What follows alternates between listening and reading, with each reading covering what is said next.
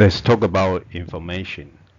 This driver, we first talk about the information's role in the supply chain.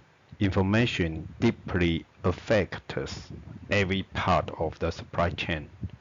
Its impact is easy to underestimate, as information affects a supply chain in many different ways.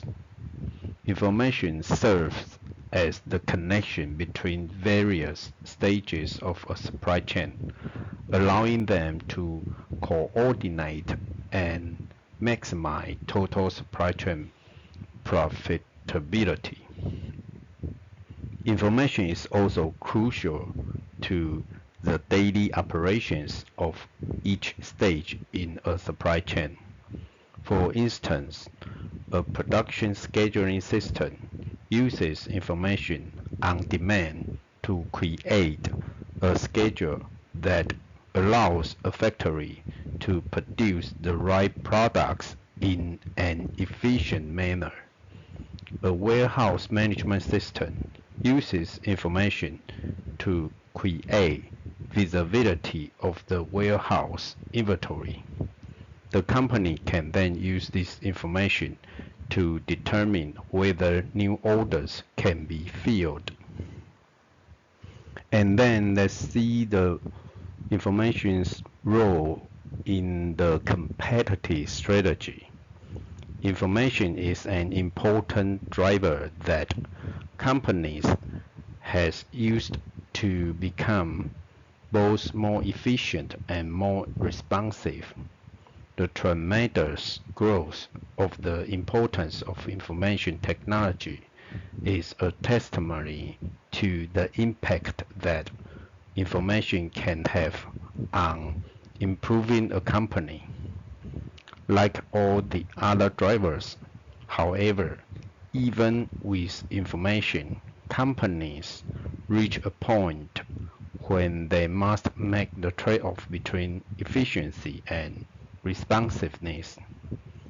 Another key decision involves what information is most valuable in reducing cost and improving responsiveness within a supply chain. This decision will vary depending on the supply chain structure and the market segments served. Some companies, for example, target consumers who require customized products that carry a premium price tag. These companies might find that investments in information allow them to respond more quickly to their customers.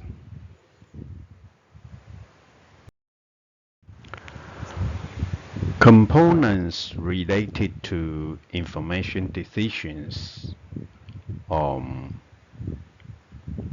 is following. First, push versus pull. When designing processes of the supply chain, managers must determine whether these processes are part of the push or pull phase in the chain. Because different types of systems require different types of information, push systems generally require information in the form of collaborate material requirements planning systems to take the master production schedule and roll it back, creating schedules for suppliers with part types, quantities, and deliver dates. Pull systems require information on actual demand to be transmitted extremely quickly throughout the entire chain so that production and distribution of products may reflect the real demand accurately. The second decision is coordination and information sharing.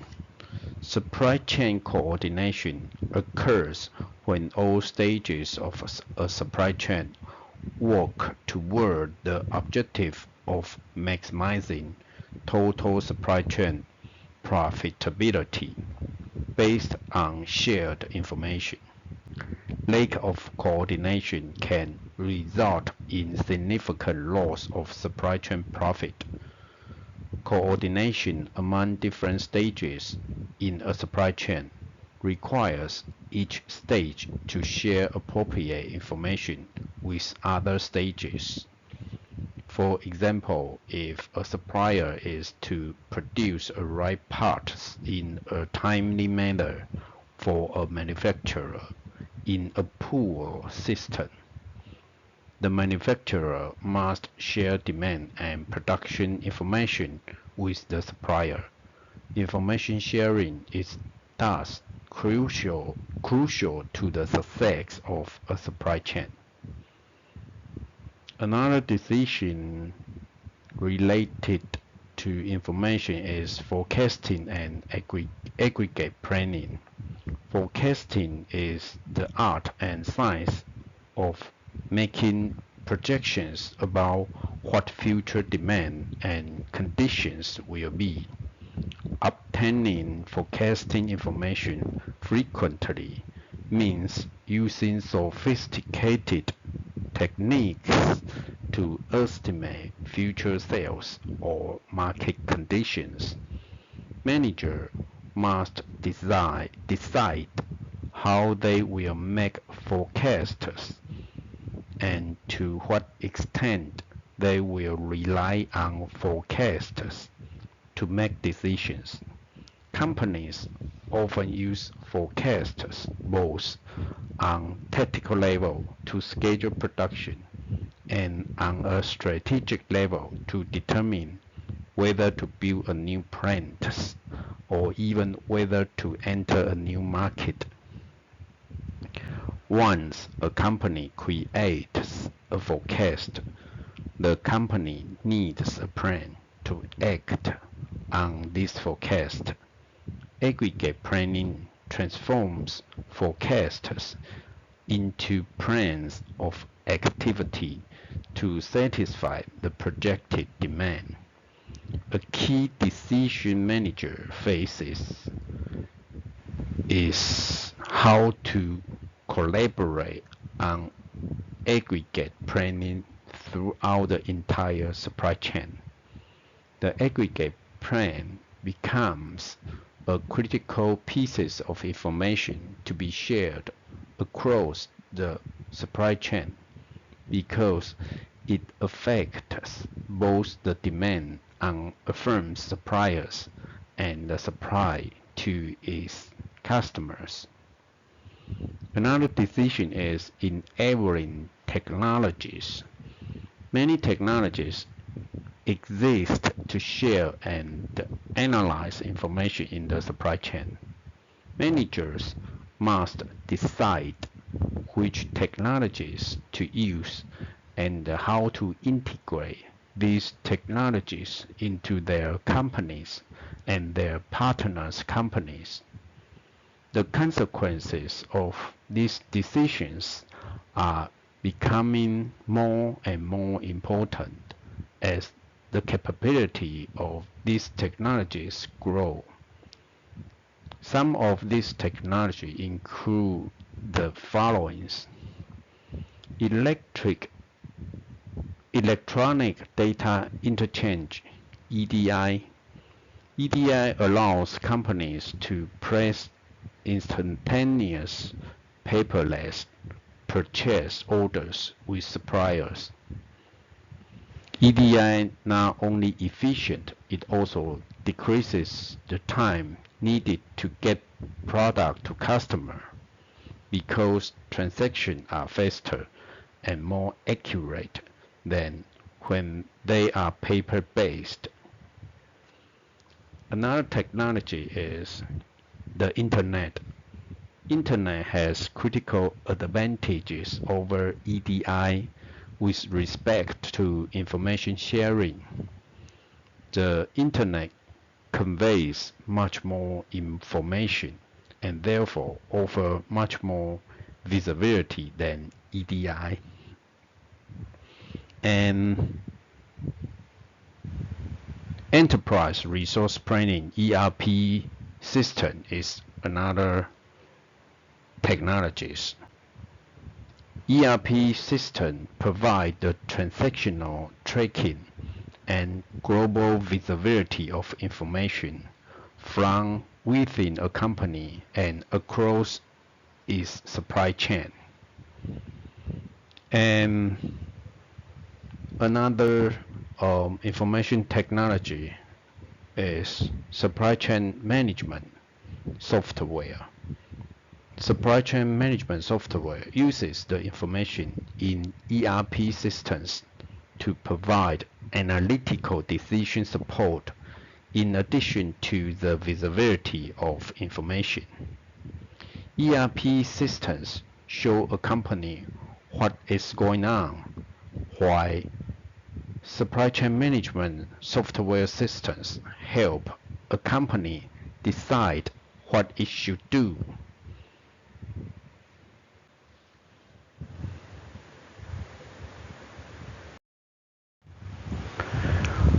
Next, we'll talk about the next driver, sourcing. Sourcing's role in the supply chain. Sourcing is the set of business processes required to purchase goods and services. Manager must first decide which tasks will be outsourced and those that will be performed within the firm. For each outsourced task, the manager must decide whether to source from a single supplier or a portfolio of suppliers. If a portfolio of multiple suppliers is to be carried, then the role of each supplier in the portfolio must be clarified. The next step is to identify the set of criteria that will be used to select suppliers and measure their performance. Managers then select suppliers and negotiate contracts with them. Contracts define the role of each supply source and should be structured to improve supply chain performance and minimize information distortion from one stage to the next. Once suppliers and contracts are in place, procurement processes that facilitate the placement and delivery of orders play a major role. Sourcing's role in the competitive strategy. Sourcing decisions are crucial because they affect the level of efficiency and responsiveness the supply chain can achieve. In some instances, firms outsource to responsive third parties if it is too expensive for them to develop this responsiveness on their own. An example is the outsourcing of next-day delivery by all firms to a few package carriers because it is too expensive for a firm to develop next-day delivery capability on its own. In other instances, firms have kept the responsive process in-house to maintain control. Firms also outsource for efficiency if the third party can achieve significant economies of scale or has a lower underlying cost structure for other reasons. outsourcing decisions should be driven by the desire for growth in total supply chain profitability. Components of sourcing decisions to make is as follows. The first one is in-house or outsource. The most significant sourcing decision for a firm is whether to perform a task in-house or outsource it to a third party. This decision should be driven in part by its impact on the total supply chain profit. It is best to outsource if the growth in total supply chain profit is significant with little additional risk. Within a task, such as transportation, managers must decide whether to outsource all of it, outsource only the responsive component, or outsource only the efficient component. Once again, the decision should be based in part on the growth in total supply chain profitability. Another decision to make is supplier selection. Managers must decide on the number of suppliers they will have for a particular activity. They must then identify the criteria along which suppliers will be evaluated and how they will be selected. For the selection process, managers must decide whether they will use direct negotiations or resort to an auction.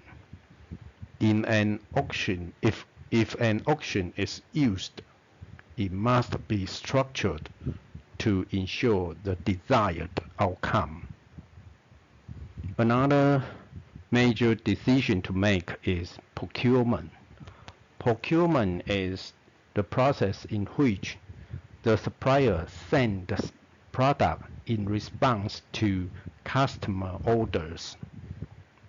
Manager must decide on the structure of procurement of direct as well as indirect materials, and strategic as well as general materials. In each case, it is important to identify the critical mechanism for increasing supply chain profits. For example, a firm should set up procurement for direct materials to ensure good coordination between the supplier and buyer. In contrast, the procurement of maintenance repair operation products should be structured to ensure that transaction costs are low. Overall trade-off of those sourcing decisions is whether it can increase the supply chain profits. The last driver we want to introduce is pricing. We first discuss pricing's role in the supply chain. Pricing is the process by which a firm decides how much to charge customers for its goods and services. Pricing affects the customer segments that choose to buy the product, as well as the customer's expectations.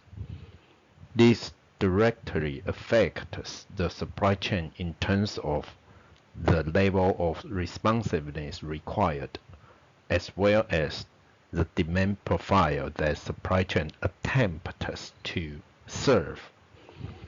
Pricing is also a lever that can be used to match supply and demand. Short-term discounts can be used to eliminate supply chain surplus or decrease seasonal demand spikes by moving some of the demand forward. In short, pricing is one of the most significant factors that affect the level and types of demand that the supply chain will face. Pricing's role in the competitive strategy. Pricing is a significant attribute through which a firm executes its competitive strategy. Costco's pricing strategy is a very good example. Costco is a membership-based wholesaler. Costco has a policy that prices are kept steady but low. Customers expect low prices but are comfortable with a lower level of product availability. The steady prices also ensure that demand stays relatively stable. Costco serves a well-defined segment, and it can thus design an appropriate supply chain. The Costco supply chain aims to be very efficient at the expense of some responsiveness. In contrast, some manufacturing and transportation firms use pricing that varies with response time desired by the customer. Through their pricing, these firms are targeting a broader set of customers, some of whom need responsiveness, while others need efficiency. In this case, it becomes important for these firms to structure a supply chain that can meet the two divergent needs. Here are the components of pricing decisions to make. The first one is pricing and economics of scale. Most supply chain activities display economics of scale. Changeovers make small production runs more expensive per unit than large production runs. Loading and unloading costs make it cheaper to deliver a trunk load to one location than 4. In each case, the provider of supply chain activity must decide how to price it appropriately to reflect these economics of scale. A commonly used approach is to offer quantity discounts. Care must be taken to ensure that quantity discounts offered are consistent with the economics of scale in the underlying process. Otherwise, there is a danger of customer orders being driven primarily by the quantity discounts, even though the underlying process does not have significant economics of scale. Another decision to make is everyday low pricing versus high-low pricing. A firm such as Costco practices everyday low pricing at its warehouse stores, keeping prices steady over time. In contrast, most supermarkets practice low-high pricing and offer steep discounts on a subset of their production every day. of their product every day, every week, of their product every week. The classical pricing strategy results in relatively stable demand. The high-low pricing strategy results in a peak during the discount week, often followed by a steep drop in demand during the following weeks. The two pricing strategies lead to very different demand profiles that the supply chain must serve. Another decision to make is fixed price versus menu pricing. A firm must decide whether it will charge a fixed price for its supply chain activities or have a menu with prices that vary with some other attribute, such as the response time or location of delivery.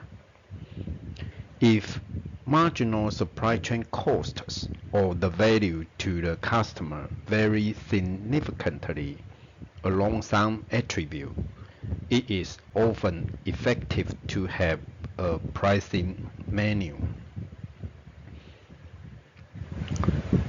In many firms or suppliers, they often allow customers to have their order shipped to them or to pick up in person. A customer pays an additional shipping fee for home delivery, but pays nothing for a personal pickup. The pick, pack, and deliver cost at the warehouse is higher. The pricing policy thus can lead to customer behavior that has a negative impact on profits. The overall trade-off for the pricing is if it can increase the firm's profit or supply chain's profit or not.